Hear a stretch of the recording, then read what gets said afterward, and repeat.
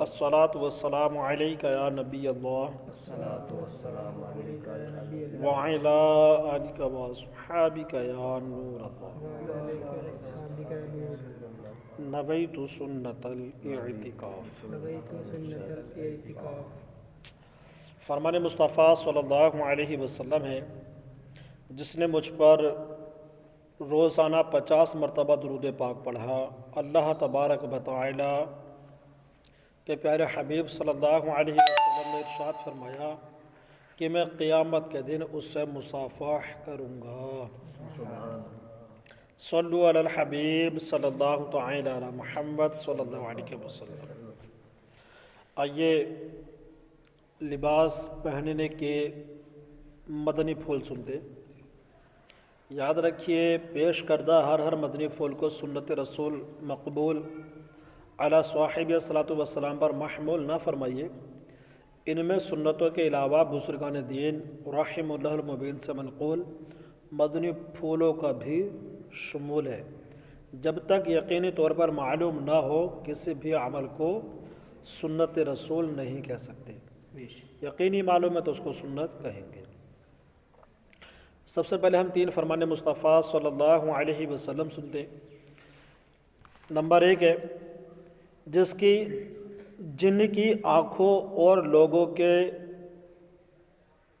ستر کے درمیان پردہ یہ ہے کہ جب کوئی کپڑے اتارے تو بسم اللہ کہہ لے۔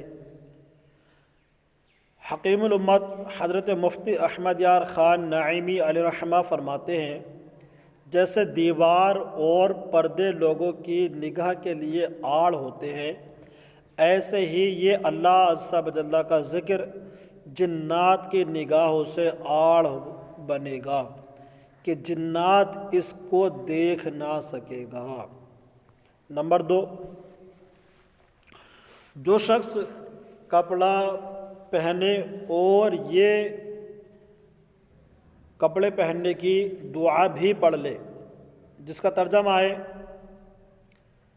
کہتے کہ تو اس کے اگلے پچھلے گناہ معاف کر دیے جائیں گے۔ دعا کیا ہے وہ بھی میں عرض کر دیتا ہوں۔ دعا ہے، الحمدللہ الذی کسانی ھذا ورزقنیہ من غیر حول منی ولا قوہ۔ جو یہ دعا پڑھ لے گا تو فرمایا گیا اس کے اگلے پچھلے گناہ معاف کر دیے جائیں گے۔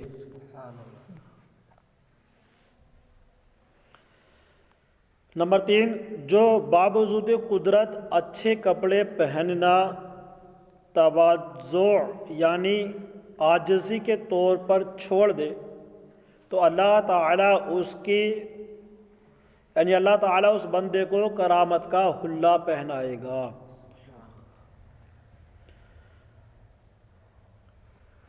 نبی پاک صلی اللہ علیہ وسلم کا مبارک لباس اکثر سفید کپڑے کا ہوتا۔ لباس حلال کمائی سے ہو، اور جو لباس حرام کمائی سے حاصل ہوا تو اس میں فرض و نفل کوئی نماز قبول نہیں ہوتی۔ یعنی جو کپڑا ہم خرید رہے ہیں، وہ پیسہ جو ہم کپڑے کے بدلے دیں گے وہ ہم نے حلال کمایا ہو۔ یوں تو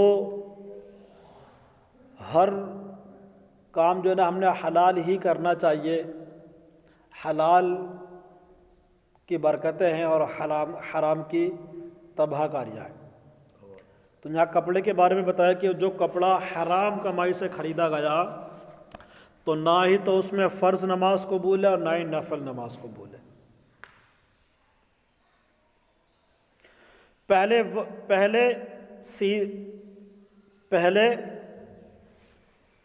پہنتے وقت سیدھی طرف سے شروع کیجیے کی سنت ہے۔ مثلا جب کرتا پہنے تو پہلے سیدھی آستین میں سیدھا ہاتھ داخل کیجیے، پھر الٹا ہاتھ الٹی آستین میں۔ اسی طرح پاجامہ پہننے میں بھی پہلے سیدھا پاؤں داخل کیجیے اور پھر اس کے بعد الٹا پاؤں داخل کیجیے۔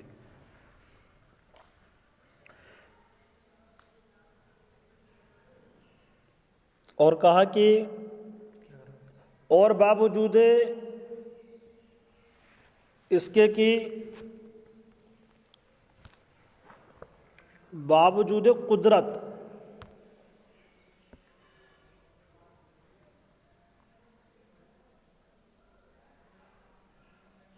فرمایا کہ اور جب کرتا یا پاجامہ اتارنے لگے تو اس کے برعکس یعنی الٹا کیجیے، یعنی پہلے الٹے پاؤں کا پاجامہ نکالیے پھر سیدھے پاؤں کا، اسی طریقے سے پہلے الٹے ہاتھ کا کرتے کی آستین نکالیے پھر سیدھے ہاتھ کا۔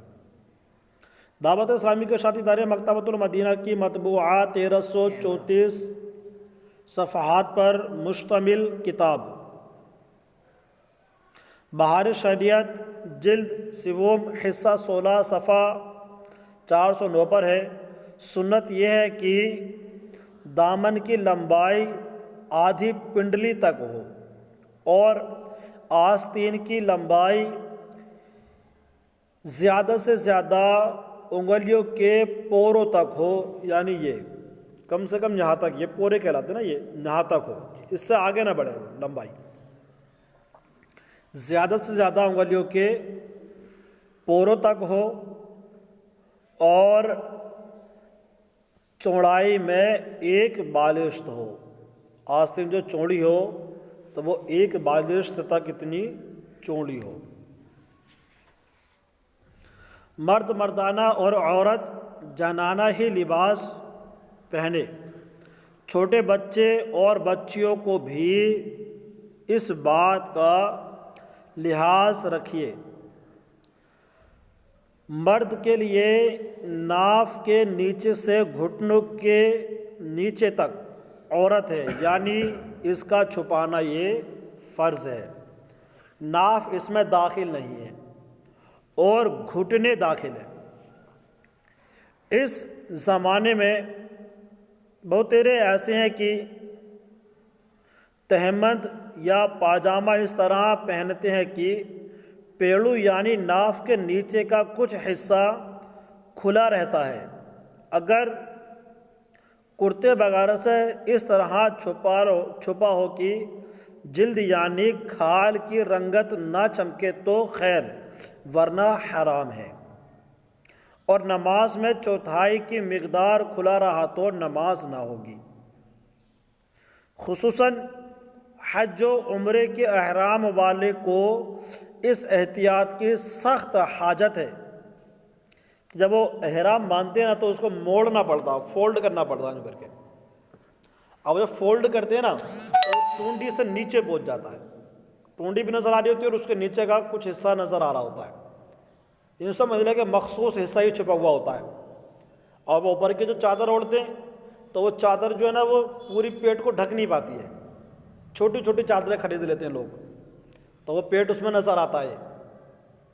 تو اس کا خیال رکھنا چاہیے۔ کئی لوگوں کو دیکھا گیا کہ وہ طواف کے دوران میں جو ہے ان کا یہ ستر کھلا ہوا ہوتا ہے۔ بہت احتیاط کی حاجت ہے، اس میں احتیاط کرنی چاہیے۔ آج کل بعض لوگ نیکر یا ہاف پینٹ پہنے پھرتے ہیں جس سے ان کے گھٹنے اور رانیں نظر آتی ہیں، یہ بھی حرام ہے۔ جس سے ان کے گھٹنے اور رانیں نظر آتی ہیں تو یہ کیا ہے؟ حرام ہے۔ ایسوں کے کھلے گھٹنوں اور رانوں کی طرف نظر کرنا بھی حرام ہے۔ بالخصوص دریا کے کنارے پر یا کھیل کود کے جو میدان ہوتے ہیں اور ورزش کرنے کے مقام پر اس طرح کے مناظر زیادہ ہوتے ہیں، لہذا ایسے مقامات پر جانے میں سخت احتیاط ضروری ہے۔ تکبر کے طور پر جو لباس ہو اور وہ ممنوع ہے۔ تکبر ہے یا نہیں، اس کی شناخت کیسے ہو، اس کی پہچان کیسے ہو؟ تو فرمایا کہ اس کی پہچان یوں کی جائے کہ ان کپڑوں کو پہننے سے پہلے جو میرا حال تھا کیا پہننے کے بعد بھی وہی ہے؟ تو معلوم ہوا کہ ان کپڑوں میں تکبر نہیں ہے۔ اور اگر حال بدل گیا تو اب ان کپڑوں میں تکبر آ گیا. یعنی پہلے تو بندہ پہنا ہوا تھا تو کوئی فیلنگ نہیں تھی اس کی، اب اس نے نیا کپڑا پہنا، نئے کپڑے پہن لیا، اب اس کو لگ رہا کہ ارے میں کتنا اچھا لگ رہا ہوں، میرے کپڑے کتنے اچھے لگ رہے ہیں، یہ فیلنگ چینج ہو گئی. تو اب اس میں کیا آ گیا؟ تکبر آ گیا.